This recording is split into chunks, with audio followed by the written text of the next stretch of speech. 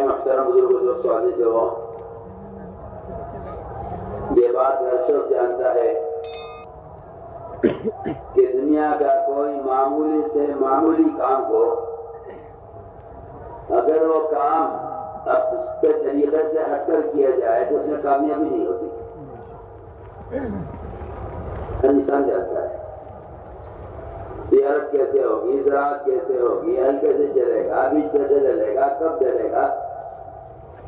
دنیا کے معمولی کام بھی اگر ان کے طریقوں کے، ان کے اصول کے مطابق نہ کیے جائیں تو آدمی کہتا ہے کہ جی کام ہوگا نہیں.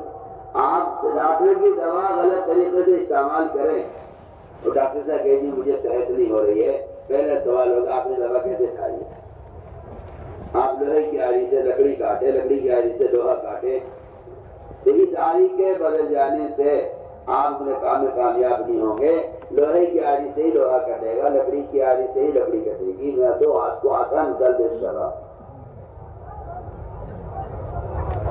معمولی کام دنیا کے، آپ کا جوتا پھٹ جائے تو آپ کو جوتا گانٹنے کے لیے موچی کی دکان پر ہی جانا پڑے گا. اس کے علاوہ سنار کے یہاں، لوہار کے یہاں، کسی بڑائی کے یہاں یہ جوتا سینے کا کسی درزی کے یہاں انتظام نہیں ہے. آپ کا جوتا پھٹ جائے تو آپ کو جوتا لے کے نائی کی دکان پر ہی جانا پڑے گا. اس کے علاوہ کوئی جگہ، کوئی راستہ، کوئی طریقہ اس جوتے کے گانٹنے کا ہے نہیں. وہ سوئی نہ موچی کے پاس ہی ملے گی جس سے جوتا کاٹا جاتا ہے. میں آپ کو بہت آسان مثال دے رہا ہوں.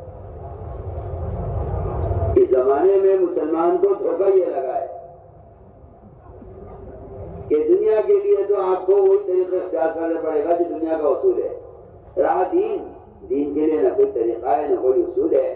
آپ جس طرح جاؤ ہدایت حاصل کر لو، جہاں سے جاؤ حاصل کر لو. میرے دوستوں، جس طرح دنیا کے معمولی کاموں کا آدمی پابند ہوتا ہے کہ اسی طریقے سے اس کو کرنا پڑے گا. میں عرض کرنا چاہتا ہوں دنیا تو ختم ہونے والی ہے، ہلاک ہونے والی ہے.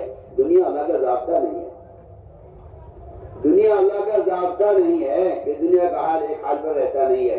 دنیا بدلتی رہتی ہے، بدلتی رہتی ہے.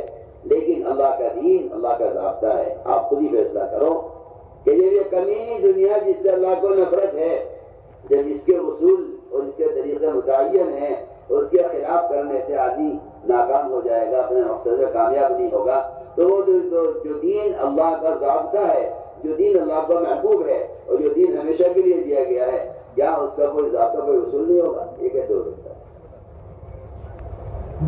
اس لیے اللہ تعالیٰ نے انبیاء علیہ السلام کے ذریعے جس طرح ایک شریعت اور ایک طریقہ زندگی عطا کیا ہے، نماز ایسے پڑھی جائے گی، روزہ ایسے رکھا جائے گا، زکوٰۃ ایسے دی جائے گی، حج ایسے کیا جائے گا، جس طرح پوری شریعت کے احکام اور اس کے طریقے متعین ہیں، آپ ان کو بدل نہیں سکتے.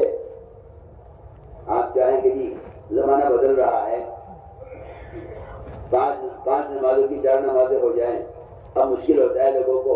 اس زمانے میں 5 نمازیں ہوا کرتی تھی، اس زمانے میں 4 ہو جائیں کہ قیامت تک بھی کوئی اس کو بول نہیں سکتا، رائے نہیں دے سکتا.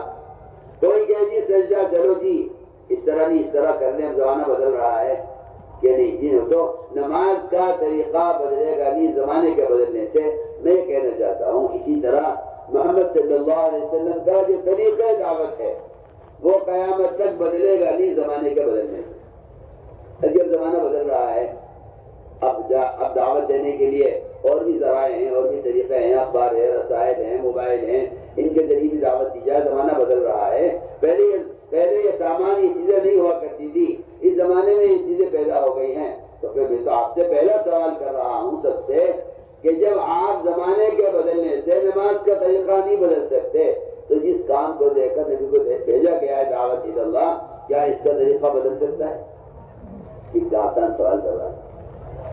آپ پہلے نماز کا طریقہ بدل کے دکھلائیے کہ زمانہ بہت بدل گیا ہے، 1600 سال ہو گئے ہیں، زمانہ بدل رہا ہے، تو کیوں نہیں نماز کا طریقہ بدل دیا جاتا؟ یعنی جس طرح محمد صلی اللہ علیہ وسلم کی عبادت کا طریقہ اور آپ کے دین کے طریقے نہیں بدلیں گے، اس طرح آپ صلی اللہ علیہ وسلم نے ہدایت کا حاصل کرنے کے لیے، تربیت کے لیے جو طریقے متعین کیے ہیں وہ طریقے قیامت تک چلیں گے، اور مسلمان ان طریقوں لوگوں کا پابند ہے۔ میرے دوستوں، یہ بنیاد ہے۔ اس طرح کسی کے لیے گنجائش نہیں ہے کہ وہ کوئی نیا طریقہ ایجاد کرے اسلام میں۔ سنت کی پابندی قیامت تک کے لیے ہے۔ اسی طرح میں کہنا چاہتا ہوں کہ دعوت اللہ یہ محمد صلی اللہ علیہ وسلم کی وہ بنیادی فریضہ ہے جس کو لے کر آپ بھیجے گئے ہیں۔ آپ صلی اللہ علیہ وسلم نے اس دعوت کے فریضے کو ادا کرنے کا بھی طریقہ متعین کیا ہے۔ اللہ نے فرمایا قرآن میں، بلغ ما انزل الیک من ربک، نبی جی اللہ نے آپ پر جو احکام نازل کیے ہیں آپ یہ احکام لوگوں تک خود پہنچائیے۔ اور اگلی بات ہے قرآن میں اللہ نے فرمایا قرآن میں کہ جو اللہ کے دین کا پیغام لوگوں تک خود پہنچاتے ہیں، جو اللہ کے دین کا پیغام لوگوں تک خود پہنچاتے ہیں، اللہ تعالیٰ ان کے دلوں سے اپنے غیر کا خوف نکال دیتے ہیں۔ اس لیے کہ مسلمانوں میں جتنی بے دینی ہے یا تو غیروں سے محبت کی وجہ سے ہے یا غیروں سے رعب کی وجہ سے ہے، اور یہ اللہ کا وعدہ ہے کہ جو اللہ کے دین کا پیغام لوگوں تک خود پہنچاتے ہیں اللہ تعالیٰ ان کے دلوں سے اپنا غیر کا خوف نکال دیتے ہیں۔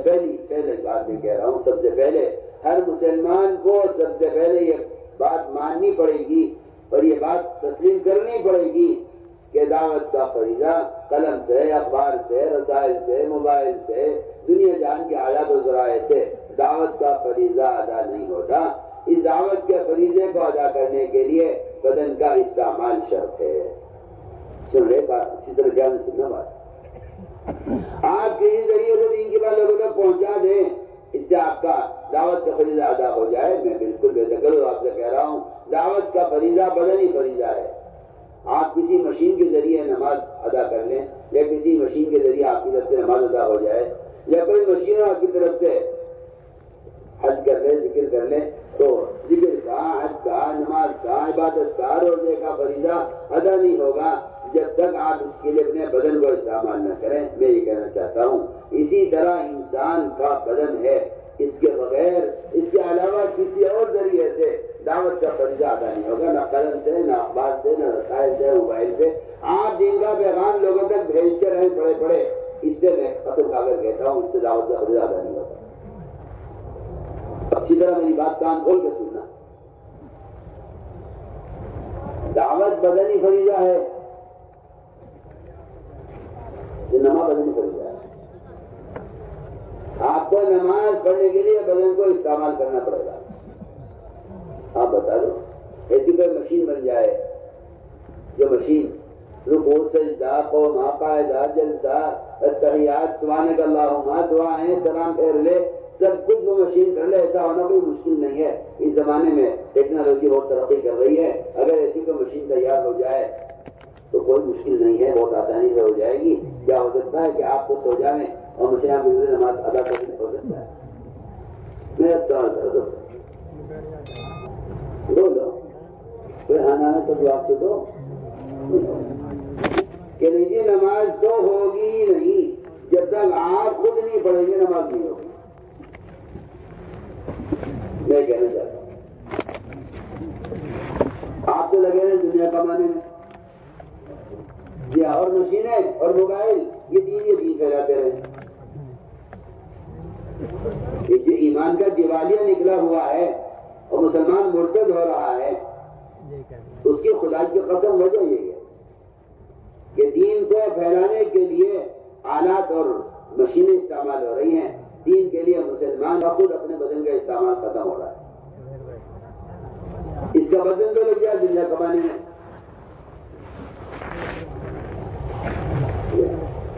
اور مشینوں سے دین کی باتیں پھیلاتے رہو اور کہتے رہو کہ ہم تو دین پھیلا رہے ہیں۔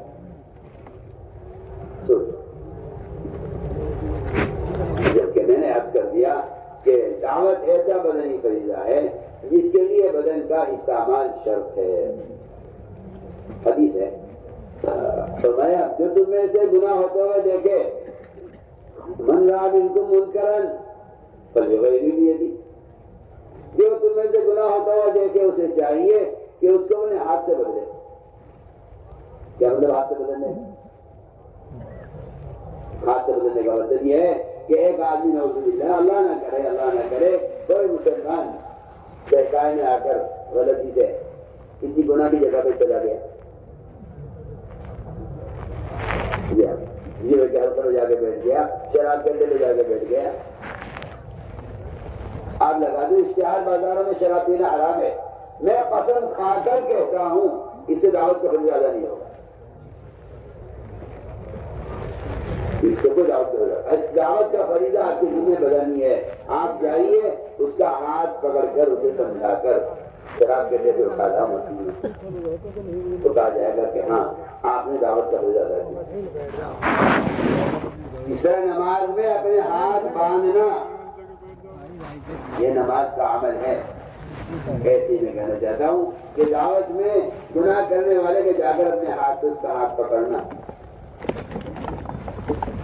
صرف کہہ رہا ہوں نا، صرف یہی فریضہ ہے جسے دعوت کا یہی طریقہ ہے دعوت کا فریضہ ادا ہوگا. مقام کھول کے میری بات بہت ضرور کہہ رہا حدیث ہے، جو تم میں سے گناہ ہوتا ہوا دیکھے اس کو چاہیے تم اس کو اپنے ہاتھ سے بدلے.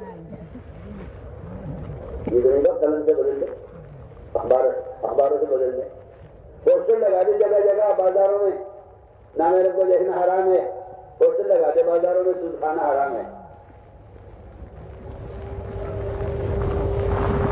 اس سے دعوت کا فریضہ ادا بھی نہیں ہوگا. میں کہتا ہوں کہ اس سے آدمی سود سے جھوٹ سے یا بد نظری سے باز میں نہیں آئے گا، اس لیے کہ دعوت کا فریضہ نہیں ادا ہوا. جو کہہ نہیں کہ ایسے بھی ہو جائے گا وہ حدیث کا انکار کر رہا ہے. یہ حدیث نہیں ہے کہ جو تم میں سے گناہ ہوتا ہوا دیکھ رہا ہے اس کو چاہیے اس کو اپنے ہاتھ سے بدلے. بتائیے حدیث کا کیا جواب ہے آپ کے پاس؟ سوچو. یہ آج کل لوگ کہتے ہیں کہ انہیں دعوت دینے کا مقصد یہ ضروری تھوڑی کہ آپ خود جا کر دعوت دیں. اخبار سے، رسائل سے، موبائل سے اس سے بھی دعوت دیا سکتی ہے. بولیے حدیث کا انکار کر رہا ہے. حدیث میں ہے کہ آپ منکر کو اپنے ہاتھ سے بدلیں. گناہ کرنے والے کا ہاتھ پکڑ کے بس میں لے آؤ. اور اگر آپ یہ نہیں کر سکتے تو دوسرا طریقہ یہ ہے کہ آپ جائیں گناہ کرنے والے کے پاس اور اس کو زبان سے سمجھا کر بس میں لے آئیں. یہ آپ کے ایمان کا درمیانہ درجہ ہے. اگر آپ یہ بھی نہیں کر سکتے، آپ کسی ایسی جگہ ہے جہاں آپ زبان کھولیں گے تو آپ کو قتل کر دیا جائے گا، تو سب سے کمزور ایمان اس شخص کا ہے جو دل سے اللہ سے دعائیں کر کے اس گناہ کو ختم کر رہے.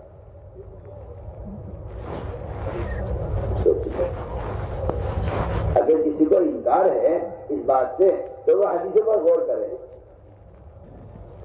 حدیث میں آتا ہے سارے مسلمان ایک کشتی میں سوار ہیں، چاہے امریکہ میں رہتے ہوں، یورپ میں رہتے ہوں، افریقہ میں رہتے ہوں، ہندوستان میں رہتے ہوں، کہیں رہتے ہوں، ساری دنیا کے مسلمان ایک کشتی کے سوار ہیں.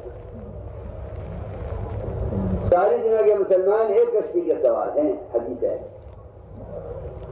اس کشتی میں کچھ سوراخ کرنے لگے. بتاؤ جی حدیث میں کیا فرمایا؟ یہ تو نہیں فرمایا کہ بھائی اعلان کر دو کوئی سوراخ نہ کرے، تو جو سوراخ کرے گا وہ ہلاک ہوگا، آپ بچ جائیں گے. ایسا ہو سکتا ہے؟ ارے بولو یہ کشتی میں جگہ جگہ پوسٹر لگا دے، اشتہار لگا دے. ارے بھائی کوئی کشتی میں سوراخ نہیں کیجو، جگہ جگہ لکھ لو. نہیں کہو جی ہماری ذمہ داری پوری ہو گئی ہے، اب تو جو سوراخ کرے گا وہی ڈوبے گا. کہ نہیں، حدیث نے فرمایا کہ جو سوراخ کرنے والے کا اگر جا کے ہاتھ نہ پکڑا تو یہ تم بھی ڈوبو گے، یہ بھی ڈوبے گا. چاہے اس جہاز میں، اس کشتی میں کتنا بڑا بزرگ ہو، ولی ہو، کتنا بڑا اللہ والا ہو، حدیث میں آتا ہے اللہ نے فرمایا جبرائیل اس پوری بستی کو اٹھاؤ آسمان کی طرف اور پٹا پھر سے زمین پر. جبرائیل نے کہا اللہ اس میں تو تیرا فرمان ایک بندہ ہے جو تیری یاد سے کبھی غافل نہیں ہوا، ہر روز تیرے ذکر میں مشغول رہتا، تیری عبادت کرتا رہتا تھا. اللہ نے فرمایا جبرائیل اس بزرگ کو بھی ہلاک کر دو. کیوں؟ اللہ نے فرمایا جبرائیل لوگ نمازی چھوڑ رہے تھے، لوگ گناہ کر رہے تھے، لوگ سود کھا رہے تھے، لوگ شراب پی رہے تھے، لوگ جھوٹ بول رہے تھے، لوگ گناہوں کے اندر مبتلا تھے، لیکن یہ جو عابد ہے یہ ابھی نماز میں لگا رہا، ذکر میں لگا رہا، تلاوت میں لگا رہا، اسے کبھی ان کو روکنے کا خیال نہیں آیا اور اس نے انہیں کبھی نہیں روکا گناہ سے، انہیں کسی بھی ہلاک کر دو۔ بتاؤ اس چیز کا کیا جواب ہے؟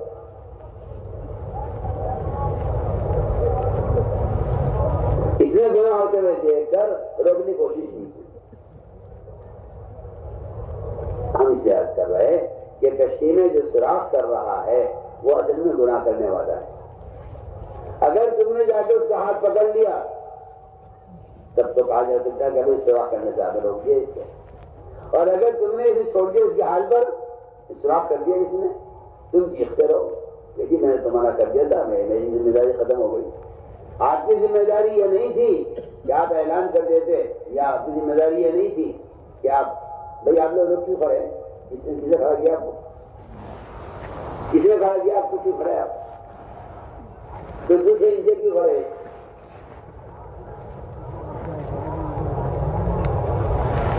دیر کی بات سنو، بیٹھ جاؤ نیچے۔ تو میں بہت اہم بات کہہ رہا ہوں،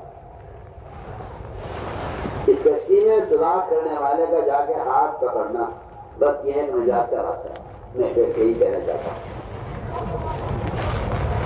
کہ گشت سب سے پہلے گشت کا مقصد ہے اپنے ایمان میں کمال پیدا کرنا، پہلا مقصد گشت کا۔ پہلی صفت ان 6 نمبروں میں اپنے ایمان میں کمال پیدا کرنا۔ یہ گشت ہے اسی لیے صحابہ گشت کرتے اسی لیے تھے تاکہ ایمان کی تکمیل کریں۔ ہم تو آج ہی کہتے ہیں، تبلیغ میں گشت کرنا ایمان کی تکمیل کے لیے ہے۔ تبلیغ میں گشت کرنا اپنے ایمان کی تکمیل کے لیے، کیوں؟ اس لیے کہ گشت کا جو مقصد ہے وہ لوگوں کو نیکی پر آمادہ کرنا، ایک آدمی کا ہاتھ پکڑ کے اسے نماز کے لیے مسجد میں لے آنا، اسے کہتے ہیں امر معروف۔ ایک آدمی کو شراب کے اڈے سے اٹھا لانا، اسے کہتے ہیں منکر سے روکنا۔ آپ کتاب لکھتے ہیں منکر سے معروفات سے، کتابیں چھاپ دیں آپ، وہ معروفات کا علم ہے، دعوت نہیں ہے۔ کتاب پڑھ لو گی، کتاب پڑھ کے میں سمجھ جاؤں کہ ہاں بھائی یہ گناہ ہے، یہ نہیں کرنا مجھے، یہ نیکی ہے کرنی ہے مجھے، کہ نہیں، اس سے دعوت کا بڑا زیادہ نہیں ہوتا۔ اس سے آپ کو حرام حلال کی معلومات تو حاصل ہو جائے گی، لیکن ایمان جو بنے گا وہ میں تمہیں آپ سے بے تکلف کہہ رہا ہوں، ایمان جو بنے گا وہ تو بھلائی کا حکم کرنے سے، برائی سے روکنے سے ہی بنے گا۔ اور اس کے لیے یہ گشت ہے کہ لوگوں کے پاس جاؤ تو ملاقاتیں کرو اور انہیں گناہ کے اڈوں سے اٹھا کر اور انہیں شراب کے ماحول سے اٹھا کر انہیں مسجد کے ماحول میں لے کر آؤ۔ اسے کہتے ہیں امر معروف نہی عن منکر کی عملی محنت۔ اسی کو اللہ نے قرآن میں بیان کیا ہے کہ ایمان میں کمال چاہتے ہو تو لوگوں کو نیکی پر آمادہ کرو اور لوگوں کو برائی سے بچانے کی کوشش کرو۔ تأمرون بالمعروف وتنہون عن المنکر وتؤمنون باللہ، کہ ایمان باللہ یہ ہے کہ آپ لوگوں کو برائی سے بچانے کی کوشش کریں اور لوگوں کو نیکی پر آمادہ کریں، اس سے ایمان میں کمال پیدا ہوگا۔ لوگوں کو اشارہ ہوتا ہے لیکن کیا ہے ایمان بنے گا؟ کیا تبلیغ جماعت کا طریقہ ایمان بننے کا ہے؟ یہ تبلیغ جماعت کا طریقہ نہیں ہے، یہ صحابہ کا طریقہ ہے۔ وہ اپنے ایمان میں کمال اسے پیدا کرتے تھے۔ اللہ سے بھی کہتا ہوں، آپ سے بھی کہتا ہوں،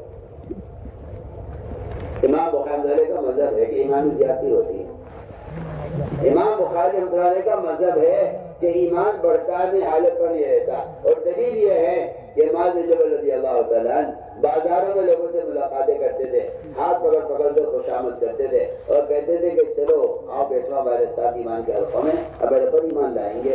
وہ صحابہ کو دعوت دے کر وہ ایمان کے حلقوں میں جوڑتے تھے اور کہا کرتے تھے کہ آؤ بیٹھو اپنے پر ایمان لائیں گے۔ امام بخاری فرماتے ہیں دیکھو ایمان کی زیادتی اس طرح ہوتی ہے۔ بتائیے اس سے بڑی دلیل، اس سے بڑی دلیل کیا ہوگی کہ امام بخاری رحمۃ اللہ علیہ وہ ایمان کے بڑھنے میں جو ثابت کر رہے ہیں حضرت معاذ بن جبل کے عمل سے ثابت کر رہے ہیں۔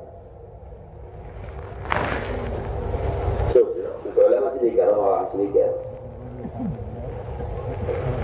آپ سوچیں گشت کرنا کوئی فرض کوئی واجب ہے؟ میں کہتا ہوں کہ امر بالمعروف و نہی عن المنکر کے لیے گشت ہے. اس سے اندازہ کر لینا کہ گشت کی کیا اہمیت ہے. عمر رضی اللہ تعالیٰ عنہ بازاروں میں ایک دوسرے کے ہاتھ پکڑتے ہیں, ان سے کہتے ہیں کہ چلو ہمارے ساتھ چلو, اٹھو ہمارے ساتھ چلو, ہمارے ساتھ آؤ مسجد میں, اگر کوئی ایمان لائیں گے. حضرت عمر اور فرماتے عمر رضی اللہ تعالیٰ عنہ یہ کام میں اس لیے کرتا ہوں اور میں بازاروں میں لوگوں کے ہاتھ پکڑ پکڑ کے انہیں مسجد میں سے لے کر آتا ہوں تاکہ میری ایمانی زیادتی ہو. دیکھیے آپ اس کا آپ کے پاس کیا جواب ہے؟ اس کا کیا جواب ہے آپ کے پاس؟ کیا آپ یہ کہیں نہیں کہ یہ تو کوئی ضروری نہیں ہے ایمان سیکھنے کے لیے, یہ تو کوئی طریقہ متعین نہیں ہے. ہم بتانا چاہتے ہیں گشت کا جو اصل مقصد تھا مسجد سے باہر کے گناہوں کے اڈوں کو اور شراب کے ماحول کو اور گندے جو ہے گناہوں کے ماحول کو ختم کرنے کے لیے ان گناہ کرنے والوں کی جگہ کو تبدیل کرنا یہ گشت کا مقصد ہے. یہ تو نہیں ہے کہ آپ گزرتے گزرتے کسی سے دین کی بات کر لیں, آگے بڑھ جائیں. جو ملاقاتیں ہوتی ہیں نا, ملاقاتیں کہ جن سے ملاقات ہوئی انہیں دین کی دعوت, جن سے ملاقات ہوئی دین کی دعوت دے دی, ان سے ملاقات ہو گئی ان کے گھر بیٹھ کے بات کر لی, ان کے پاس چلے گئے ان کے دفتر بیٹھ کے بات کر لی, ان کے یہاں چلے گئے ان کے کارخانے میں بیٹھ کے بات کر لی. میں کیا بتاؤں آپ کو؟ میرا سوال ہے, آپ کا رشتے دار, آپ کا دوست, آپ کا پڑوسی کسی کنویں میں گر جائے, اللہ نہ کرے کسی گڑھے میں گر جائے, اور آپ گزرتے گزرتے اس سے کہیں بھائی صاحب آپ باہر آ جاؤ, آپ ہلاک ہو جاؤ گے. آپ سمجھا دیں انہیں کہ یہاں رہنا ٹھیک نہیں ہے, آپ باہر نکل آؤ. ان کی بات سمجھا کہ آپ آگے بڑھ جاؤ. تو مجھے بتاؤ کیا تمہاری ذمہ داری پوری ہو جائے گی؟ ارے کوئی ہاں نہ میں جواب دے گا میری بات کا؟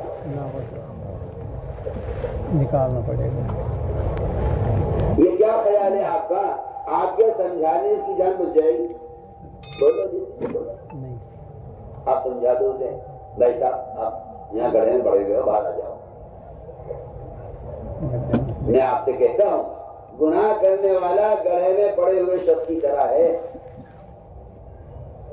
گناہ کرنے والا گڑھے میں پڑے ہوئے آدمی کی طرح ہے. ابو دردہ کا قول میں عرض کر رہا ہوں, صحابی ہیں, وہ کہتے ہیں گناہ کرنے والا گڑھے میں گرنے والے کی طرح ہے.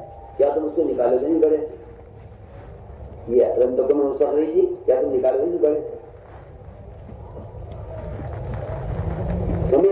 میں کہنا چاہتا ہوں کہ آپ ملاقاتیں کر کے لوگوں تک دین کی بات پہنچا. مولوی صاحب فرماتے تھے کان میں بات ڈالنا کوئی تبلیغ نہیں ہے, کان میں بات ڈالنا تبلیغ نہیں ہے, بات کا دل میں اترنا تبلیغ ہے.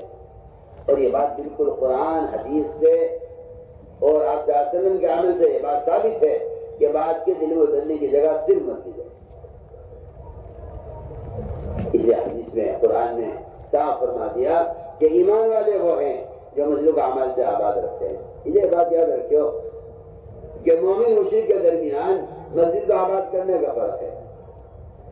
غیر مسلم اور مشرک کے بارے میں قرآن نے کہا ہے کہ وہ مسجدوں کو آباد کرنے والے نہیں ہیں, لیکن سارے ایمان والے مسجدوں کو آباد کرنے والے ہیں. تو میں نے عرض کر دیا کہ آپ گزرتے گزرتے کسی کو یہ بات کان میں ڈال دیں, یہ ایسا ہے جیسے کسی گڑھے میں گرے ہوئے آدمی کو آپ نکلنے کی ترغیب دیتے کہ بھائی باہر آ جاؤ. نہیں جی, اس کو سہارا چاہیے. آپ ہاتھ پکڑ کے اسے گڑھے سے باہر نکال دیں پھر تو اس کی جان بچ سکتی ہے. اور اگر آپ اسے نکلنے کی ترغیب دے کر آ جائیں تو میں کہتا ہوں کہ آپ نے اسے اسی کنویں میں چھوڑ دیا جہاں وہ پڑا ہوا تھا. اس سے تو ذمہ داری ادا نہیں ہوتی. میں نے پہلی بات کر دی, پہلا مقصد اس تبلیغ اور دعوت کا پہلا نمبر, پہلی صفت ایمان میں کمال پیدا کرنا ہے. اور اس ایمان کی تکمیل کا طریقہ یہ ہے کہ آپ خود اپنا وقت فارغ کریں, روزانہ مسجد کے اطراف میں لوگوں سے ملاقاتیں کر کے انہیں گناہوں کے ماحول سے نکالیں اور انہیں اللہ کا فریضہ ادا کرنے کے لیے تیار کریں. اسے کہتے ہیں بالمعروف و نہی عن المنکر کی عملی محنت. یہی صحابہ اکرام کا طریقہ تھا اپنے ایمان میں کمال پیدا کرنے کا. یہاں کا لا کر مسجد کے ماحول میں یہاں اللہ کی بڑائی سمجھاؤ, یہاں اللہ کی توحید سمجھاؤ, دیکھو یاد رکھو، تم نے کتاب میں اللہ کی بڑائی پڑھ لی، تم نے کتاب میں اللہ کی بڑائی پڑھ لی، یہ اللہ کی بڑائی کی معلومات ہے، یہ اللہ کی بڑائی کی معلومات ہے۔ تم نے کتاب پڑھ لی، کتاب میں تم نے اللہ کی بڑائی پڑھ لی، یہ اللہ کی بڑائی کی معلومات ہے۔ اللہ کی بڑائی دل میں جب پیدا ہوگی، جب بندہ خود اللہ کی بڑائی کو بولے گا۔ سنو میں کیا کہہ رہا ہوں، آپ سمجھو کتاب پڑھ کے ایمان آ جائے گا، اور کتاب پڑھنے سے اللہ کی بڑائی دل میں بیٹھ جائے گی۔ میں تو بالکل صاف کہتا ہوں، ایسا نہیں ہے گی، ایسا نہیں ہے گی۔ اذا ذکر اللہ وجلت قلوبہم وَإِذَا تُلِيَتْ عَلَيْهِمْ آيَاتُهُ زَادَتْهُمْ ایمانا۔ علماء سے کہہ رہا ہوں، اس آیت پر غور کر لیں اگر تو یہ بات سمجھ میں آ جائے گی کہ دوسروں کو اللہ کی یاد دلانے سے دلوں کے اندر کا جلا ہوتا ہے، اور دوسروں کو اللہ کا کلام پڑھ کر سنانے سے ایمان میں زیادتی ہوتی ہے۔ دونوں آیتیں ایسی ہیں، اذا ذکر وَإِذا تُلِيَتْ۔ علماء سے کہہ رہا ہوں، ٹھیک ہے، کتاب سے آپ کو علم حاصل ہو جائے گا، معلومات حاصل ہو جائے گی، لیکن اللہ کی بڑائی کو بولے بغیر اب آدمی یوں تو بتائے جی ہاں اللہ بڑائی بول رہا ہے، وزیر کی، صدر کی، سرپنچ کی، مکھیا منتری کی بڑائی ان کی بولی جا رہی ہے۔ جن کی بڑائی بولے گا دل میں ان کا تاثر پیدا ہوگا، اسی لیے نماز ضائع کرے گا۔ دکان کی بڑائی بولی ہے، نماز ضائع کرے گا، مال کی بڑائی بولے گا، زکات ضائع کرے گا، غیر مسلموں کے ساتھ رہے گا، اپنے معاشرے کو برباد کرے گا۔ اللہ کی بڑائی کے بولنے سے اللہ کی بڑائی دل میں اترتی ہے۔ یا ایھا الناس وحدوا اللہ، یہ مطلب نہیں ہے اس کا کہ تم اللہ کو ایک مان لو۔ وحد اللہ کا مطلب یہ نہیں ہے تم اللہ کو ایک مان لو۔ وحید اللہ کا مطلب ہے اے لوگوں اللہ کی توحید کو بیان کیا کرو۔ وہ کبیر و تکبیرہ، اللہ کو بڑا مان لو، یہ مطلب نہیں آئے اس کا۔ قم فانذر وربک فکبر کا مطلب یہ نہیں ہے کہ نبی کو حکم دیا جا رہا ہے کہ آپ اللہ کو بڑا مان لو۔ نبی تو اللہ کو بڑا مانتے ہی ہے، نبی نہیں مانے گا اللہ کو بڑا تو کون مانے گا۔ کبیر و تکبیرہ کا مطلب یہ نہیں ہے تم اللہ کو بڑا مان لو۔ کبیر و تکبیرہ کا مطلب یہ ہے کہ آپ لوگوں میں کھڑے ہو کر اللہ ہی کی بڑائی بیان کریں۔ اللہ کی بڑائی بیان کرنا تکبیر ہے، اللہ کی بڑائی بیان کرنا تکبیر ہے۔ میں یہ کہنا چاہتا ہوں، اس لیے فرمایا کہ بڑے کے گھر میں لاؤ، بڑے کے گھر میں آنے سے بڑے کی بڑائی پیدا ہوتی۔ جو مسجد گھر میں جاؤ اس کی وزارت کا تاثر پیدا ہوگا۔ تم صدر کے گھر میں جاؤ، بادشاہ کے محل میں جاؤ، اس کی بادشاہ کی بڑائی کی دل میں پیدا ہوگی۔ ایسے ہی اللہ کے گھر میں آنے سے اللہ کی بڑائی پیدا ہوگی۔ تو میں نے عرض کر دیا کہ گشت کا پہلا مقصد گشت کا ہے اپنے ایمان میں کمال پیدا کرنا۔ یہی صحابہ کرام کا معمول تھا کہ وہ دعوت دے کر مسجد میں لاتے تھے، اور مسجد کے ماحول میں دین کی بات ہوتی تھی، کیونکہ خدا کی قسم صرف مسجد ہی وہ جگہ ہے جہاں دل پلٹ سکتا ہے۔ صرف مسجد وہ جگہ ہے جہاں دل پلٹ سکتا ہے، مسجد ہی صرف وہ جگہ ہے۔ اگر کسی کے دماغ میں یہ شیطان نے وسوسہ پیدا کر دیا ہو کہ کیا مسجد میں لا کے بات کرنا ضروری ہے تو کیا یہی ہدایت ملے گی، تو اس کی سوچ قرآن کی آیتوں کے بھی خلاف ہے، حدیث کے بھی خلاف ہے، اس کی سوچ محمد صلی اللہ علیہ وسلم کے طریقہ تربیت کی بھی خلاف ہے۔ یہ بات آپ بالکل بے دخل آپ سے کہہ رہے ہیں۔ قرآن کہہ رہا ہے ہدایت یافتہ وہ لوگ ہیں جو مسجد سے جڑے ہوئے ہوں۔ آپ صلی اللہ علیہ وسلم کہہ رہے مسجد کے ماحول سے بڑھ کر، عمل مسجد سے بڑھ کر کوئی ذریعہ دلوں کو نرم کرنے والا نہیں ہے۔ سوچیے آپ، بہت ذخیر نے کہا نماز نہیں پڑھیں گے، روزہ نہیں رکھیں گے، زکات نہیں دیں گے، جہاد نہیں کریں گے، بتوں کو نہیں جوڑیں گے، جو آج کے مسلمان کا حال ہے۔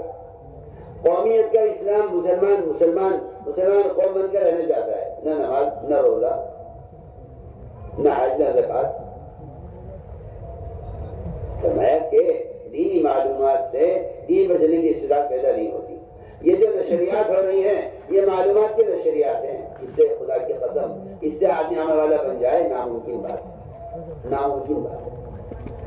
اور وہ بھی شیطانی واسطے، گندے موبائلوں سے اور فلموں کے ذریعے دین کی اشاعت گناہ کے راستے سے آدمی کہیں ہدایت پہ آتا ہے، گناہ کے راستے آدمی گمراہ ہوتا ہے۔ گناہ کے راستے گمراہی کے راستے ہیں، تم گناہ کے راستے سے اس علم کو گناہ کے راستے سے، اس علم کو اس جبریل اعظم سے لے کر آئے ہو اور ہمیں صلی اللہ علیہ وسلم سے معانقہ کر کے انہیں بھیج کر ان کے اندر علم کو داخل کیا ہو، آج آپ شیطانوں کے ساتھ رہ کر اور شیطانی آلات کے ذریعے سے علم حاصل کرنے کو سمجھتے ہیں کہ اس طرح کی سزا پیدا ہوگی۔ ایسا بیوقوف اناڑی آدمی کون ہو سکتا ہے بھلا؟ ایسا بیوقوف کون ہو سکتا ہے جو محمد صلی اللہ علیہ وسلم کے طریقوں سے ہٹ کر باطل اور حرام راستوں سے علم حاصل کرنا چاہے اور حرام راستوں کے ذریعے چاہے کہ ہدایت پھیل جائے دنیا میں؟ اس کے لیے تو فرشتوں کے ساتھ رہنا ہوگا علم حاصل کرنے کے لیے، اور اس کی جگہ صرف مسجد ہے۔ میں اس لیے کہنا چاہتا ہوں کہ ایک دن سے وہ واقعات ہیں ایسے صحابہ کے، تو پہل کہتے ہیں کہ میں نے اپنے کان بند کیا، روئی سے قرآن کی بات سننا نہیں چاہتا تھا، میں نے مسجد میں قدم رکھا، اندر میرے دل نے کہا ان کی بات سننی چاہیے، میں نے کان سے روئی نکالی، آپ کی بات سنی، 80 خاندانوں کو اسلام میں لے کر آئے سہیل رضی اللہ تعالیٰ، یہ مسجد کے ماحول کا آتا ہے۔ سمامہ نے کہا میں آپ بات قبول نہیں کروں گا، آپ نے 3 دن مسجد میں رکھا، ذکیم نے کہا ہم نماز نہیں پڑھیں گے، زکات نہیں دیں گے، فرائض جمع نہیں کریں گے، میں نے مسجد میں رکھو۔ مسجد کے ہی اندر یہ وہ اثر ہے کہ جو اس کے دن کے دلوں کو نرم کرے گی۔ آج کی پتہ نہیں اناڑی کہاں سے آئے جن کا خیال یہ ہے کہ نہیں یہ کوئی ضروری نہیں ہے مسجد میں لانا، بس آپ دین کے بعد غلط پہنچا دیں۔ ہدایت اللہ کے ہاتھ میں، ہدایت اللہ کے ہاتھ میں ہے، ہدایت اللہ کے ہاتھ میں شیطانی راستوں سے، ہدایت اللہ کے ہاتھ میں گناہوں کے راستے سے، ہدایت اللہ کے ہاتھ میں بدعتی راستوں سے، ہدایت اللہ کے ہاتھ میں ہے گناہوں کے راستے سے۔ تو یا تو آپ کسی کی عقل خبت ہو گئی ہو، کسی کھوپڑی الٹی ہو تو اس کا کیا علاج ہے؟ ہدایت کا وعدہ خدا کی قسم صرف محمد صلی اللہ علیہ وسلم کے طریقے پر ہے اور کسی طریقے میں ہدایت کا وعدہ نہیں ہے۔ قرآن نے فیصلہ کیا ہے ان تطیعوہ تہتدوا، اگر تم نبی کے طریقے ہدایت پر ہو تب تو ہدایت کا وعدہ ہے، اور اگر تم نبی کے طریقے ہدایت پر نہیں، ہدایت کا کوئی وعدہ نہیں ہے۔ قرآن صاف کہہ رہا ہے آپ اپنی بکواس کرتے رہیں، اپنے طریقے آپ گناہوں کے طریقے آپ جتنا چاہے شور مچاتے رہیں کہ اس طرح ہدایت ملتی ہے، قرآن انکار کرتا ہے۔ قرآن نے کہا ان تطیعوہ تہتدوا، اگر ہدایت کے حاصل کرنے کے لیے تم صرف نبی کے طریقے کے پابند ہو تب تو ہدایت ملے گی، اللہ ہدایت دیں گے، اور اگر تم نے نبی کا طریقہ چھوڑ دیا تو اللہ تمہیں گمراہ کریں گے۔ یہ تو حدیث قرآن سے بھرے ہوئے ہیں، آپ کو کیوں اصرار ہے اس پر کہ نئے طریقے بھی ہدایت کے ذریعہ بن سکتے ہیں؟ کیوں اس پر آپ کو اس سے اصرار ہے؟ میں تو بالکل آپ سے بھول کر کہہ رہا ہوں۔ آپ سوچیے آپ کتنا نظام خلاف سنت قائم کر چکے ہیں ہدایت و تربیت کے لیے۔ میں 100 بار اللہ کی قدر کھا کر کہہ سکتا ہوں کہ شیطان آپ کو دھوکہ میں ڈالا ہوا ہے کہ ہدایت اس طرح نہیں ملتی ہے۔ ہدایت صرف اس طریقے پر ملے گی جو طریقہ محمد صلی اللہ علیہ وسلم کا، اس طرح ہدایت کا کوئی راستہ نہیں، کوئی طریقہ نہیں۔ اس لیے فرمایا عمل کی استعداد پیدا کرنی ہے تو مسجد میں لاؤ، یہاں فرشتوں کے پروں میں رکھو۔ سوچیے آپ 20 دن 22 دن 25 دن انڈے رہتے ہیں مرغی کے پروں میں، ان میں بچے پیدا ہو جاتے ہیں۔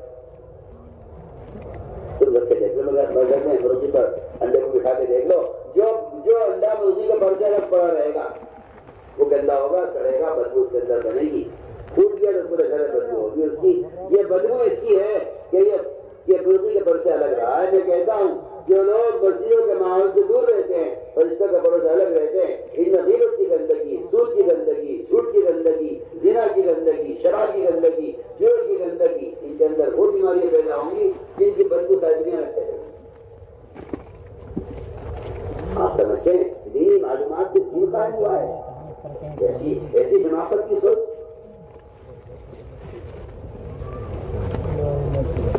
کہاں علم جبرائیل کی صحبت سے نبی کو مل رہا ہے اور نبی کی صحبت سے صحابہ کو مل رہا ہے۔ آج ان گندے موبائل کی صحبت سے علم حاصل ہوگا؟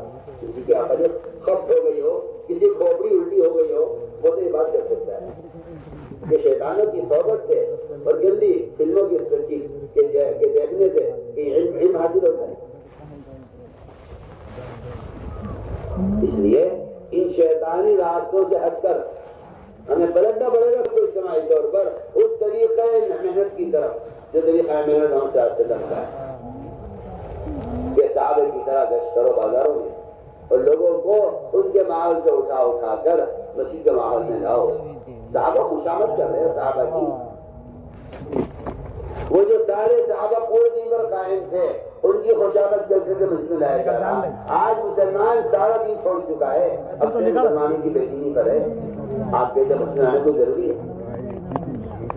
میرے دوست میں نے پہلی بات کر تربیت کا, تعلیم کا, عمل کی اصلاح کے پیدا ہونے کا جو سب سے بنیادی سبب اور ذریعہ ہے وہ صرف مسجد کا ماحول ہے.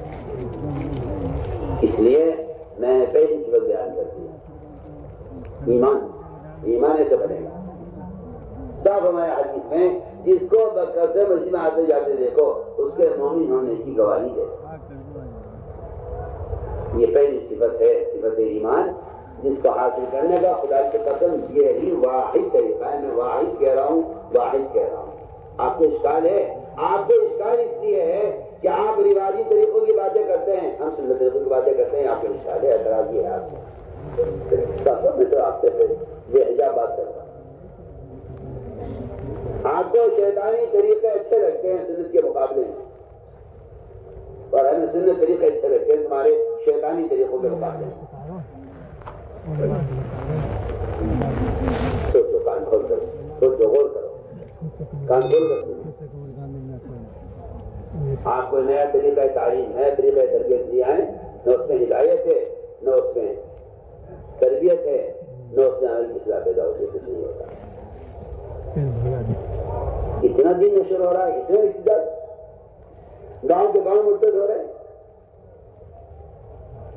اس لیے میں کہہ رہا ہوں تاکید سے کہ اپنے ایمان کی تکمیل کا واحد طریقہ یہ ہے کہ آدمی لوگوں کو لے کے برآمدہ کرے. ہمارے یہاں گشت کا مقصد ہی امر بالمعروف و نہی عن المنکر, یہ گشت کا موضوع ہے جو ایمان کی تکمیل کا ایک واحد سبب ہے.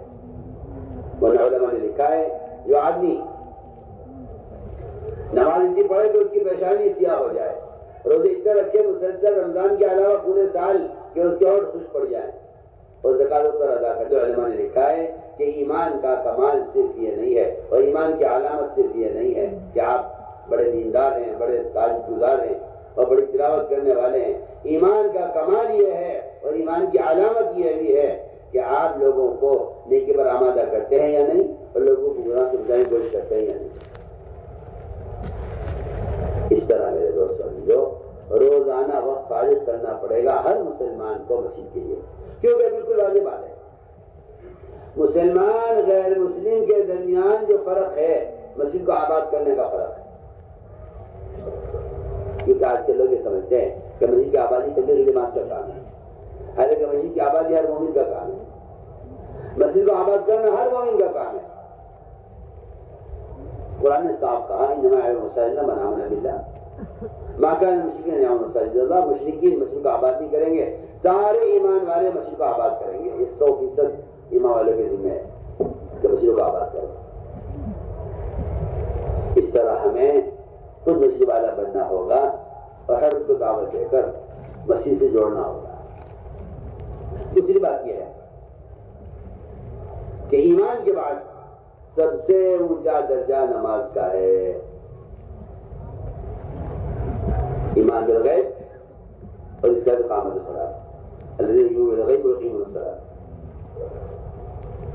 بالکل قرآن کیا آگے بتا رہی ہے ایمان نماز دونوں کو ساتھ جوڑا ہے کہ جو ایمان لائیں گے وہ نماز قائم کریں گے. میرے دوستوں عزیزو, ہمارے گشت کا موضوع ہے یہ ایک مسلمان سے اس وقت کی نماز ادا کروانے کی کوشش کرنا, یہ گشت کا موضوع ہے. آ جاؤ بھائی نماز کے لیے آ جاؤ. ایک آدمی دکان پہ بیٹھا ہوا ہے, نمازی پکا نمازی ہے, نماز کے لیے جا رہا ہے. اس کے ذمہ لازم ہے, واجب ہے, میں کہہ رہا واجب ہے کہ اپنے پڑوسی دکان والے کا بھی ہاتھ پکڑ لیں, آ جاؤ بھائی نماز کے لیے چلے. اگر آپ کا خیال یہ ہے کہ اسے پڑھنی ہوگی تو پڑھ لے گا تو آپ گناہ گار ہوں گے. آپ سن لو کان کھول کے. اگر آپ کا پڑوسی نماز نہیں پڑھتا تو گناہ اس کو نہیں ملے گا, صرف گناہ آپ کو بھی ملے گا. سن رہے نہیں کیا بول رہا؟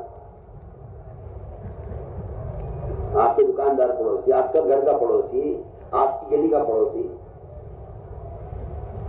اگر آپ تو نماز پڑھتے پابندی سے، آپ کا پڑوسی نماز نہیں پڑھتا، تو آپ یہ مت سمجھنا گناہ اسے ملے گا، نماز نہیں پڑھتا، گناہ آپ کو بھی ملے گا۔ اور آپ یہ مت سمجھنا کہ اگر اللہ کا عذاب آئے گا تو بے نمازی پر آئے گا، نمازی پر بھی عذاب آئے گا، نماز پڑھنے والے پر بھی عذاب آئے گا۔ کیوں؟ ہماری کیا غلطی ہے؟ ہم تو پڑھتے تھے، پھر تو نماز تو پڑھتے تھے، لیکن تم دوسروں کا نماز پر آمادہ نہیں کرتے تھے۔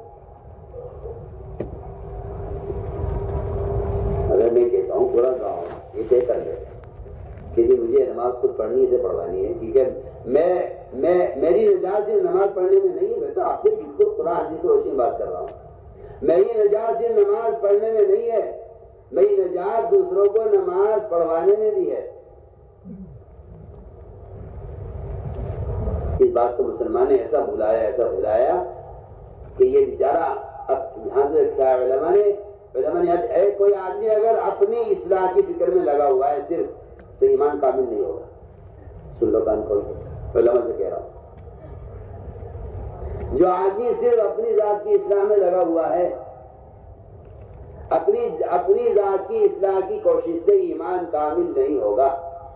کوئی ولی ہو، کوئی بہت بڑا متقی ہو، کوئی بہت بڑا بزرگ ہو، جو اپنی نفس کی اصلاح میں لگا ہوا ہے، اسے کسی کوئی مطلب نہیں ہے۔ جی میری نماز، میرا روزہ، میری تلاوت، میرا ذکر، میرا حج، میرے اعمال، میرا ذکر، میری تسبیح، میری تہجد، مجھے اب کسی کو کوئی مطلب نہیں ہے۔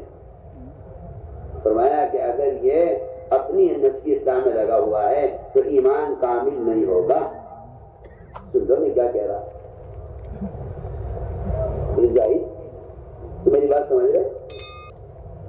کتنا بڑا کوئی بزرگ ہو، کتنا بڑا کوئی ولی ہو، اگر وہ اپنے نفس کی اصلاح میں لگا ہوا ہے ایمان کامل نہیں ہوگا۔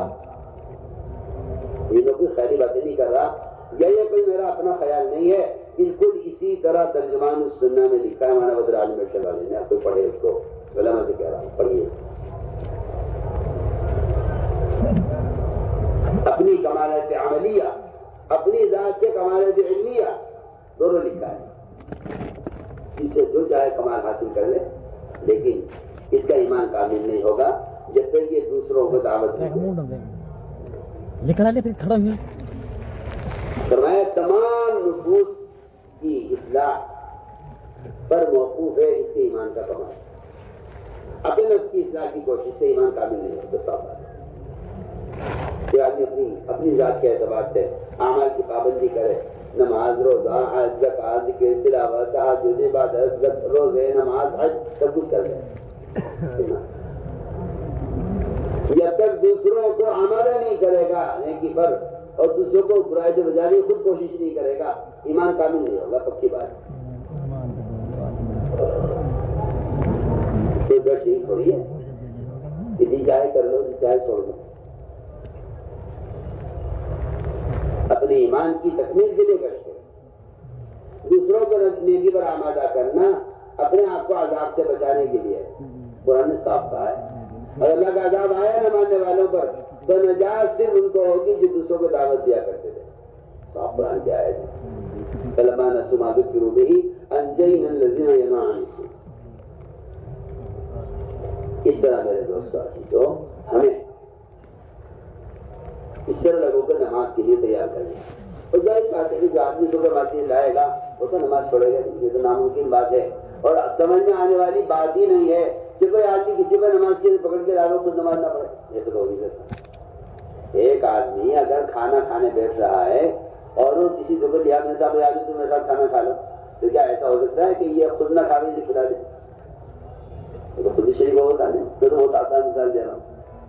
کتنی آسان مثال ہے، آپ کسی کو اپنے ساتھ کھانے میں شریک کرنا چاہیں تو ظاہر بات ہے آپ بھی کھائیں گے وہ بھی کھائیں گے۔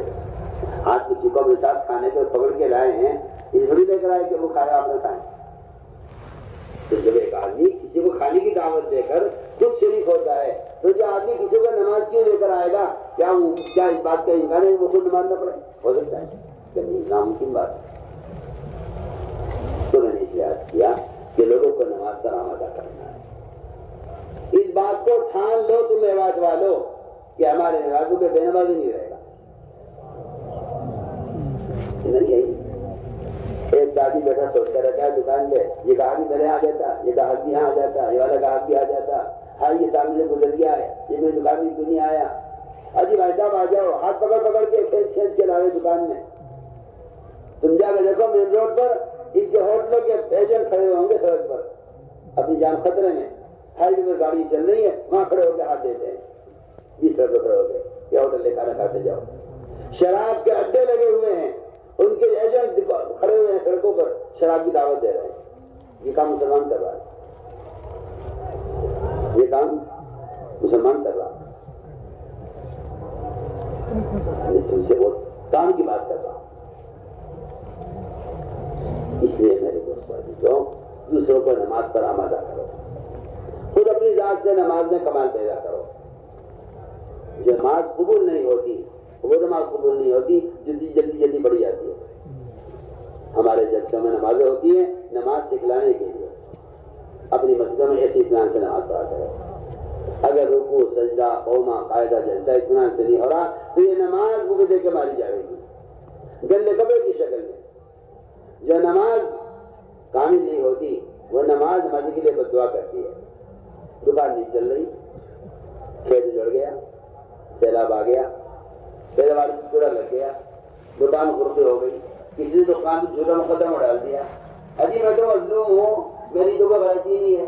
اچھا پھر تو نماز کو برباد کیا، اب نماز کی بد دعا لگی تجھے، نماز کی بد دعا لگتی ہے دکان کو، یہ دکان کو، یہ نماز کو ضائع کرتا ہے دکان کے لیے، اللہ دکان کو ضائع کرتے ہیں نماز کے لیے۔ ہو جا یہ بیچارہ یہ کہتا رہتا ہے کہ کسی نے جادو کرا رکھا ہے، کیا جادو کیا کہ ہم کس کو مانتے نہیں ہیں۔ ہم تو صاف باتیں کہتے ہیں کہ تو نے اپنے عمل کو بگاڑ کر نماز کی بد دعائیں تو لے رہا ہے، جس طرح مظلوم کی بد دعا لگتی ہے، یتیم کو سکھانے والے کی، یتیم کو سکھانے والے کی یہ بربادی ہوتی ہے، وہ یتیم کی بد دعا سے ہوتی ہے۔ اور فرمایا اسی طرح نماز مظلوم ہو جاتی ہے اور نماز کو یہ بگاڑتا ہے دکان کے لیے، نماز بد دعا کرتی ہے، اے اللہ تو اس کی دکان کو برباد کر دے، اس نے کارخانے کی نماز ضائع کیا، اس کے کارخانے کو برباد کر دے، اس نے اپنے کھیت کی تیار کے لیے نماز ضائع کی، اس کی کھیت کو اجاڑ دے۔ نماز بد دعا کرتی ہے نمازی کے لیے۔ اس لیے ہمیں چاہیے کہ لمبی لمبی نمازیں پڑھنے کی مشقت کرو، جس سے نماز میں کمال ہوگا، دین میں کمال ہوگا۔ حدیث میں آیا من اقام فقد اقام الدین، جو نماز کو درست کرے گا دین کو درست کرے گا، جو نماز کو قائم کرے گا وہ دین کو قائم کرے گا۔ اپنے گناہوں کا اظہار نماز میں تلاش کیا کرو، مجھ سے کون سا گناہ ہوا، یہ جو گناہ ہوا ہے نماز میں غلطی ہوئی ہے، مجھ سے کوئی نام سستی ہو رہی ہے۔ جو نماز چھوڑ دیتا ہے اس کا اسلام میں حصہ ختم ہو جاتا ہے، جو نماز چھوڑ دے اس کے اسلام میں کوئی حصہ نہیں ہے۔ بتائیے تو صحیح، جس کے اسلام میں کوئی حصہ نہیں وہ اللہ سے کیا لے لے گا؟ دعائیں مانگتا رہے، لوگوں سے دعائیں کراتا رہے، کراتے رہے دعا۔ جس آدمی کا کمپنی میں کوئی حصہ نہیں ہے، کیا کمپنی سے کچھ ملے گا؟ کوئی شیئر نہیں تو کوئی حصہ نہیں کمپنی میں، کیا ملے گا کمپنی سے کچھ؟ یہ کمپنی سے ملے گا جس کا کمپنی میں حصہ ہے، اس کا اسلام میں تو کوئی حصہ ہے نہیں۔ تو بزرگ دعا کر دے، وہ اللہ والا دعا کر دے، کوئی مجھے نقص بنا دے، کوئی مجھے تعویذ دے دے، اس پر پڑے رہتے ہیں، لگے رہتے ہیں۔ وہاں تو پتہ کٹ چکا نماز چھوڑنے کی وجہ سے، مسلمان ہی نہیں ہوا جو نماز چھوڑ دے۔ جو آدمی نماز چھوڑ دے وہ مسلمان ہی نہیں رہا، تو پھر آپ بتائیے تو صحیح، پھر آپ اللہ سے کیا لے لیں گے آپ؟ اس لیے میں نے عرض کیا کہ پورا مجمع اس کا فیصلہ کرے۔ شرم آتی ہے مسلمان سے کہتے ہیں نہیں پڑھیں گے۔ نماز پڑھنے کو حکم تو کافر کو دیا جاتا تھا اللہ کے رسول کے زمانے میں، یہ بڑھیا جگہ جگہ آپ کو ملے گا۔ کفار یہ کہتے تھے کہ محمد صلی اللہ علیہ وسلم ہمیں نماز کا حکم دیتے ہیں، اور اس کے نے کہا تھا بادشاہ سے کہا یامرون بالصلاۃ، کیا ہمیں نماز کا حکم دیتے ہیں؟ مسلمان بھی کیا نماز پڑھیں گے؟ مسلمان نماز چھوڑ دیں۔ وہاں تو کافر نماز پڑھ لیا کرتا تھا۔ واقعہ میں اطہار رضی اللہ تعالیٰ انہوں نے اسلام پورے گئے نماز پڑھی ہے جماعت کے ساتھ، پھر اسلام داخل ہوئے نماز کے بعد۔ اس نے میں نے عرض کیا کہ اپنی نمازوں میں کمال پیدا کرو، تہجد کا، اشراق کا، جہج کا، اوابین کا۔ جماعت میں نکلنے کی غرض ہی یہی ہے۔ یہاں دکان میں لگا رہتا ہوں، جماعت نفل چھوٹ جاتی ہیں، یہاں دکان کے منصوبے سے کبھی کبھی سنتیں چھوٹ جاتی ہیں، آہستہ آہستہ سنتوں کا نفلوں کا مزاج ختم ہو رہا، دن بھر کھیت میں تھکا رہا، تھکا رہا کے لیٹ گیا، رات کو تھک گیا، بدن سکھا ہوا ہے، تو تہجد چھوٹ گئی، آہستہ آہستہ تہجد کی، شراب کی، چاش کی، نفلوں کی، سنتوں کی عادت ختم ہو گئی۔ اللہ حفاظ فرمائے، اللہ حفاظ فرمائے۔ بعض تو ایسے ہیں کہ جن کو فرائض کی بھی عادت ختم ہو چکی ہے۔ لوگ یہ سمجھتے ہیں جماعت بدل جاہلوں کو نکالا جاتا ہے تاکہ جماعت میں نکل کے دین سیکھ لیں۔ ارے یہ بھی کوئی بات نہیں۔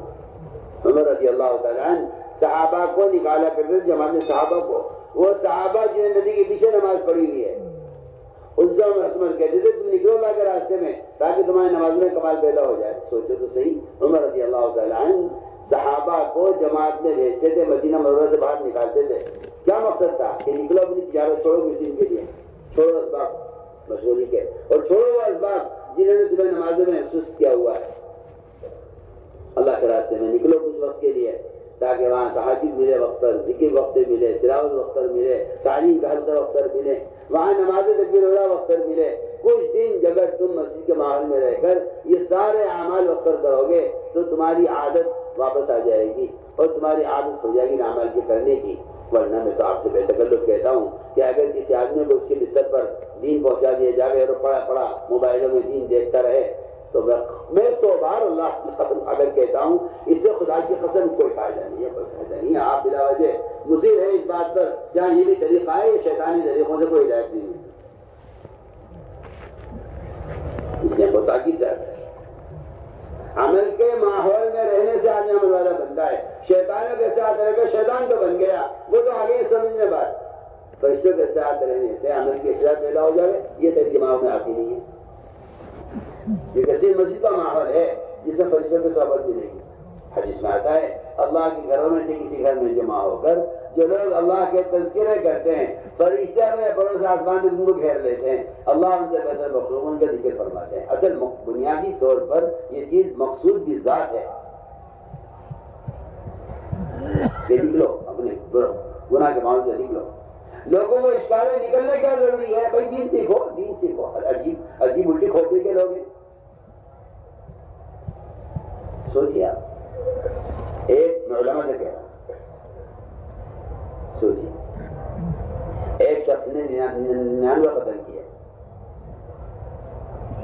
ایک راہب سے کہا حلی میں توبہ کی، میری توبہ قبول ہو جائے گی، میں نے اس کا قتل کر دیا۔ اس نے کہا اللہ سے معاف نہیں کریں گے، اس نے اسی کو قتل کر دیا۔ کتنے ہو گئے؟ 100 ہو گئے، 100 قتل ہو گئے۔ پھر ایک عالم سے کہا کیا میری توبہ قبول ہو جائے گی؟ عالم نے کہا ہاں اللہ تمہیں معاف کر دیں گے مگر تم اپنی بستی چھوڑ کے نکل جاؤ۔ کیا ضرورت ہے نکلنے کی؟ عالم یہ کہتا بھائی توبہ کر لو، استغفار کر لو، آئندہ نہ کرنے کا پختہ ارادہ کر لو، اپنے فعل پر تمہیں ندامت ہو سکتی ہے، اللہ سے توبہ کر لو، اللہ معاف کر دیں گے۔ سوچو عالم نے کیوں کہا اپنی بستی چھوڑ کے نکلو؟ کیوں کہا عالم نے؟ پر یہ حدیث اس کا صاف مطلب یہ ہے کہ آدمی گناہ کی جگہ کو چھوڑے۔ آپ سے کی پتی کے بعد قضا ہوئی، صحابی کو سوتے رہ گئے، آدمی سوتے رہ گئے، سوتے سوتے سوتے سورج نکل آیا۔ روایت ہے امام شافعی فرماتے ہیں رحمۃ اللہ علیہ کہ آپ صلی اللہ علیہ وسلم نے جو نماز یہاں ادا نہیں کی فجر کی، فرمایا آگے چلو یہاں ہی پڑیں گے۔ امام شافعی فرماتے ہیں وجہ یہ ہے کہ اس وادی میں، اس علاقے میں شیطانوں کا اثر تھا۔ بتائیے جہاں شیطان کا اثر تھا وہاں سے ہٹ کر نماز ادا کیا۔ جہاں بستی کی بستی نماز پڑھے ہوئے ہے وہاں کتنے شیطان کا اثر ہوگا، اور آگے کے نکلنے کا ضروری ہے۔ عالم کہہ رہا ہے قاتل سے اپنی بستی چھوڑ دو۔ سوچیے آپ کا خیال یہ ہے کہ موبائل تھما دو ہاتھوں میں اور اس میں دین کی باتیں نشر کرتے ہو، بیٹھے یہ جلسہ ہو گیا، یہ ختم بخاری کا جلسہ ہو گیا، یہ پڑھ لو، یہ سن لو اور یہ دیکھ لو فلم بستر پہ لیٹ کے، یہ آپ کا خیال ہے۔ سوچیے آپ، جب تک آدمی اپنی جگہ سے نہ ہٹے، میں اس کی مثال دیتا ہوں آپ کو۔ جلالہ مرغی ہوتی ہے جو گندگی کھاتی ہے، جو آپ کی مرغی علماء جانتے ہیں جلالہ کہتے ہیں، وہ گندگی کھانے کی عادی ہو جاتی ہے۔ شریعت یہ کہتی ہے اگر آپ اس مرغی کو جو گندگی کھانے کی عادی ہو گئی ہے، اگر آپ اس مرغی کو کھانا چاہتے ہیں، پکانا چاہتے ہیں تو اسے کم سے کم 24 گھنٹے کے لیے ایک دربے میں بند کر دیں تاکہ اس کے اندر سے گندگی کا اثر ختم ہو جائے. اس کے بعد ہم استعمال کر سکتے ہیں. اگر بڑا جانور ہے تو آپ اس کو 3 دن کے لیے بند کریں، اور اگر مرغی ہے تو 24 دن کے لیے بند کریں. اس کو ہٹائیے گندگی کی جگہ سے پہلے اور اسے بند کر دیے یہاں دربے کے اندر، یہاں تک کہ آہستہ آہستہ اس کے بدن سے گندگی کا اثر ختم ہو جائے. پھر آپ اسے ذبح کرو، پھر اس کا گوشت بناؤ، پھر کھاؤ اسے پکا کے. سوچ لیا جو مرغی جانور ہے حرام حلال کی مکلف نہیں ہے، باپ کو صحیح اس مرغی کو کھانے کے قابل بنانے کے لیے تو آپ دربے میں بند کریں. اور اگر یہ کہا جائے کہ مسلمان جو اللہ کے احکام کا مکلف ہے اسے آپ کچھ وقت کے لیے مسجد کے ماحول میں رکھیں تاکہ اس کے اندر سے گناہوں کا اثر ختم ہو جائے، اسے کہتے ہیں یہ کوئی ضروری نہیں ہے. سوچیں میں تو آپ سے بالکل بے آسان باتیں آپ سے عرض کر رہا، میں تو کوئی مشکل بات نہیں کر رہا، مگر پھر بھی آپ کا خیال یہ ہے کہ لوگوں کو نکالنے کا ضروری ہے، نکالنے کا ضروری ہے. جو جہاں پڑھا وہاں پڑھا رہے اور آپ اپنے موبائلوں سے دن کے پیغام پہنچاتے رہے.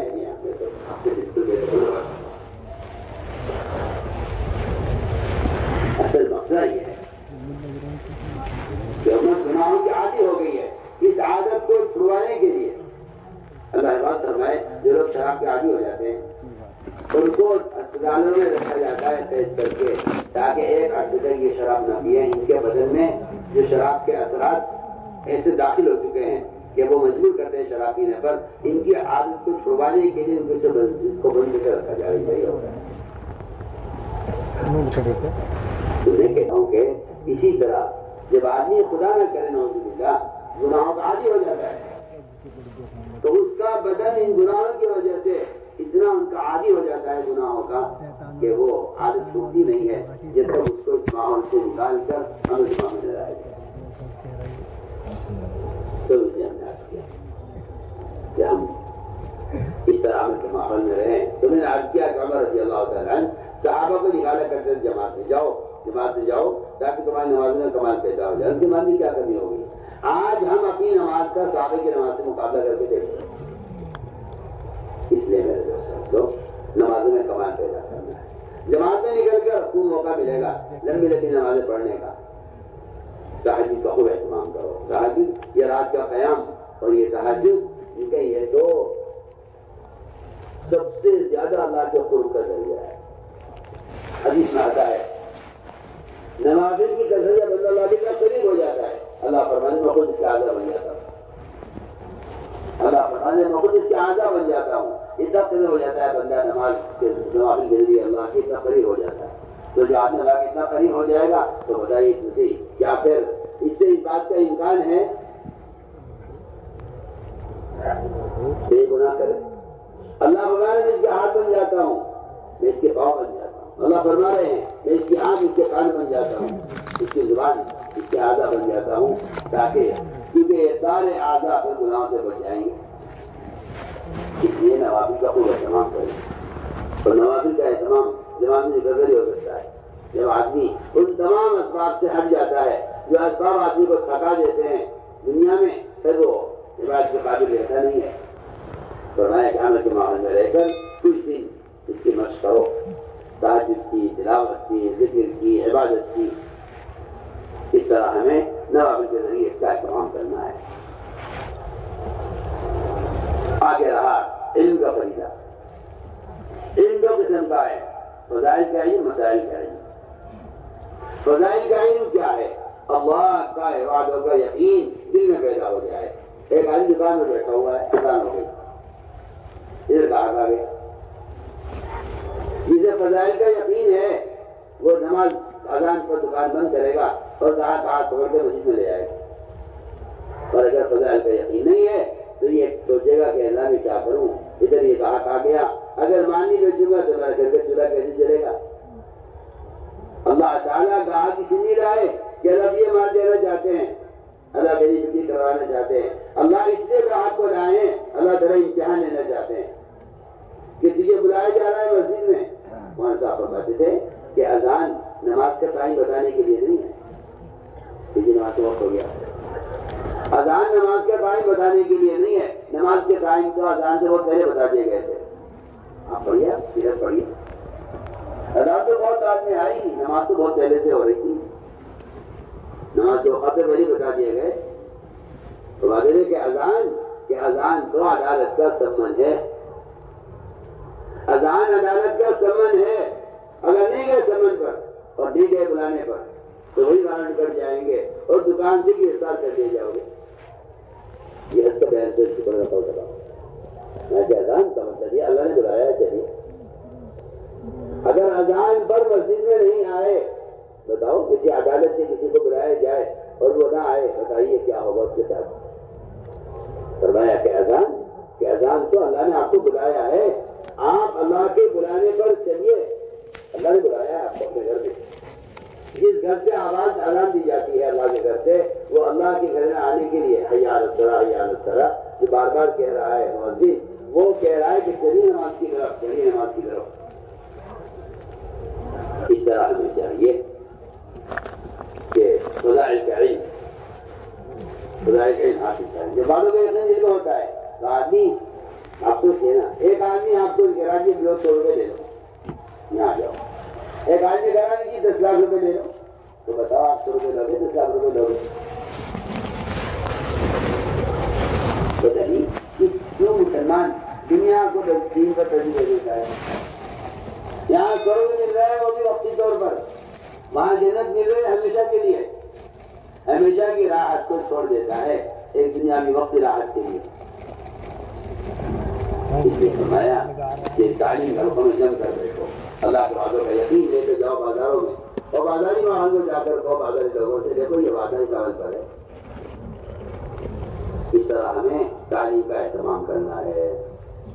یہ ہماری تعلیم کی کتابیں فضائل اعمال ما قال الصدقات، اور بنیادی کتاب اس کے ساتھ تعلیم کی منتخب احادیث. صبح میں منتخب احادیث سے تعلیم ہوگی، جماعت سے نکل کر بھی اپنے مقام پر بھی منتخب حدیث تعلیم ہو. ایک حدیث کو 3 بار پڑھا جائے، حدیث کے دوران بھی بات نہ ہو، حدیث کو پڑھا جائے اور ایک حدیث کو 3 بار پڑھے، اس طرح کہ لوگوں کی بات سمجھ میں آ رہی ہو. اس طرح ہمیں اپنی مسجدوں میں کم سے کم آدھا گھنٹہ جم کر تعلیم کرنی. تعلیم میں سارے ساتھی بیٹھے، تعلیم ہو چکے تو بس جماعتیں بنا دو، ساتھیوں گشت کی ملاقاتوں کی مسجد میں عمل ہوتا رہے، اور یہیں سے 2.5 گھنٹے کے اندر شروع ہو جائے گی، اور لوگوں کو دعوتیں دے کر بازاروں سے، ہوٹلوں سے، چوپالوں سے، جہاں نوز باللہ لوگ بیٹھے ہوئے ہیں بازاروں میں، دنیا کی باتیں کر رہے ہیں، جوا کھیل رہے ہیں، داش کے حلقے لگے ہوئے ہیں، وہاں سے لوگوں اٹھا کر خوش آمد کر کے مسجد میں لے آؤ. وہاں لیا سب سمجھ لے. ایسے گشت کیا کرو جیسے سیلاب میں سے بچوں کو عورتوں کو بچا کر نکالا جاتا ہے. ایسے گشت کیا کرو جیسے بھڑک کی آگ میں سے لوگوں کو بچا کر نکالا جاتا ہے.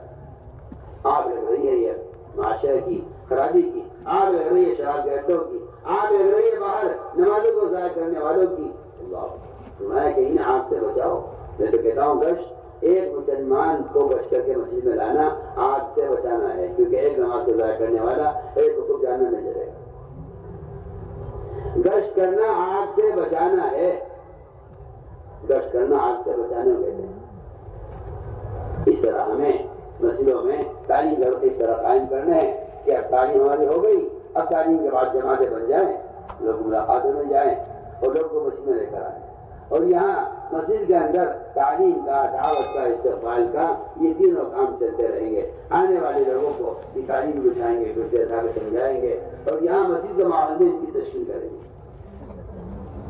جسے مسجد میں لے آؤ، پہلا کام یہ ہے، اس نے نماز نہیں پڑھی ہے، سب سے پہلے اس کو نماز پڑھواؤ. اگر نماز نہیں پڑھنی آتی اس کو بٹھا کے سکھلاؤ. کیا بھائی دیکھو نماز کا مذاکرہ کر لیں، دیکھو رکوع ایسے کرنا، سجدہ ایسے کرنا، یہ ایسے باندھی.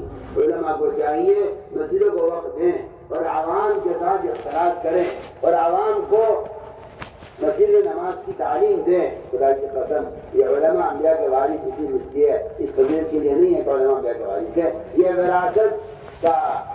وراثت کا جو اعزاز ملا ہے اور وراثت کا چیز آپ کو سعادت ملی ہے، وہ اس شرط تک ملی ہے کہ آپ محمد صلی اللہ علیہ وسلم کی طرح مسجدوں میں آنے والوں کی نماز کی نبی کی طرح نگرانی کریں.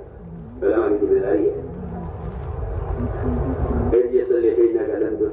آپ صلی اللہ علیہ وسلم بار بار ایک آدمی کی نماز کو دیکھ رہے، بار بار اسے نماز لوٹوا رہے ہیں. یہ علماء کی ذمہ داری ہے کہ علماء مساجد کو وقت دیں اور یہاں عوام کی نماز کو درست کرائیں اور عوام کی نماز کی نگرانی کریں اور انہیں عملی طور پر اپنے عمل سے ان کو دین سکھلائیں، اپنے عمل سے دین سکھلائیں. اس طرح ہمیں مسجدوں کو مسائل کے حلقوں سے بھی آباد کرنا ہے. اس طرح مسجدوں کو مسائل کے حلقوں سے بھی آباد کرنا ہے جس طرح ہمیں مسجدوں کو فضائل کے حلقوں سے آباد کرنا ہے. علماء کو چاہیے مسجد کو وقت دیں، اس لیے کہ حضرت علی فرماتے رضی اللہ تعالیٰ عنہ کہ شرافت انسانی سے کرنے کے کام یہ بھی ہے کہ ہر مسجد میں علماء کی ایک جماعت ہو جو مسجد کے اندر مسائل کا حلقہ قائم کرے اور آنے والے عوام کی ضرورت کے اعتبار سے، جس طرح ایک آدمی کلینک میں رہ کر اور ڈاکٹر کی دکان پر آنے والے مریضوں کا حال کو دیکھ کر ان کے لیے دوا تجویز کرتا ہے، اس طرح علماء مسجدوں کو وقت دیں اور عوام سے اختلاط کر کے عوام کی دینی ضرورت کو خود پورا کریں. یہ ہے اصل تربیت کا اور تعلیم کا اصل طریقہ، مصنوع طریقہ یہی ہے. کوئی آپ رواجی طریقہ لے آئیں اور کہیں کہ اس طرح بھی ہو سکتا ہے، یہ آپ کا اپنا خام خیال ہے. یہ محمد صلی اللہ علیہ وسلم کے طریقہ تعلیم سے ہٹا ہوا نظام ہے جس میں تعلیم کا، تربیت کا، ہدایت کا کوئی وعدہ نہیں ہے. میں بالکل آپ سے بے تکلف کہہ رہا ہوں. تعلیم کو لاؤ نبی کے طریقے پر. اس کے طریقے کی شرط یہ ہے کہ عوام اور علماء جمع ہوں، عوام علماء کی صحبت میں رہیں اور مسجد کے ماحول میں رہ کر علماء کے عمل سے علم حاصل کریں. اس طرح ہمیں مسائل کا علم حاصل کرنا ہے علماء سے. مدارس قائم کرو ہر جگہ اور اس بات کی پوری کوشش کرو کہ ہمارا وہ پاکیزہ مال جو زکات دے کر پاک کیا ہے ہم نے، یہ پاکیزہ مال دین کے شعبوں پر، مکاتب پر، مساجد پر، مدارس کے قائم کرنے پر، اس پر خرچ کرو. اس طرح ہمیں ہر جگہ مدارس کے قائم کرنے کی بھی کوشش کرنی ہے اور اپنی اپنی مسجدوں میں وہاں کے مقامی علماء سے کہیے کہ آپ مسجد کو وقت دیجیے تاکہ آپ سے ہم نماز سیکھیں، ہم آپ سے غسل کے فرائض سیکھیں، ہم آپ سے وضو کا طریقہ سیکھیں. اسے چاہیے یہ یوں نہ کہتے عالم کے جاؤ وہاں سے بازار سے کتاب لے کے سیکھ لو وضو. یہ کوئی طریقہ نہیں ہے تعلیم کا. آپ کو اعتراض ہو تو ہوا کہ جس کی کوئی پرواہ نہیں ہے، لیکن میں آپ سے کہنا چاہتا ہوں کہ آپ خزانے عوام کو جاؤ کتاب لے کے سیکھ لو. یہ کوئی طریقہ ہے؟ یہ کوئی طریقہ ہے؟ آپ صلی اللہ علیہ وسلم فرما رہے صلو کما رأیتمونی اصلی، میں نماز دیکھ کر نماز پڑھو. علماء کی ذمہ داری ہے تو علماء رکوع کر کے دکھلائیں، سجدہ کر کے دکھلائیں، قائمہ کر کے دکھلائیں. علماء عوام کے ساتھ وضو خانے وضو کر کے دکھلائیں. یہ طریقہ تعلیم کا ہے، یہی طریقہ سنت ہے. آپ رواجی طریقوں کو سنت کے مقابلے میں لا کر سنتوں کو بٹانے کی کوشش نہ کریں. میں بالکل بے تکلف آپ سے کہہ رہا ہوں. میرے انتہائی محترم بیان آپ کو پسند آیا ہو تو بیان کو لائک، شیئر اور چینل کو سبسکرائب کرنا مت بھولیے. کمنٹس میں اپنی رائے کا اظہار ضرور کیجیے.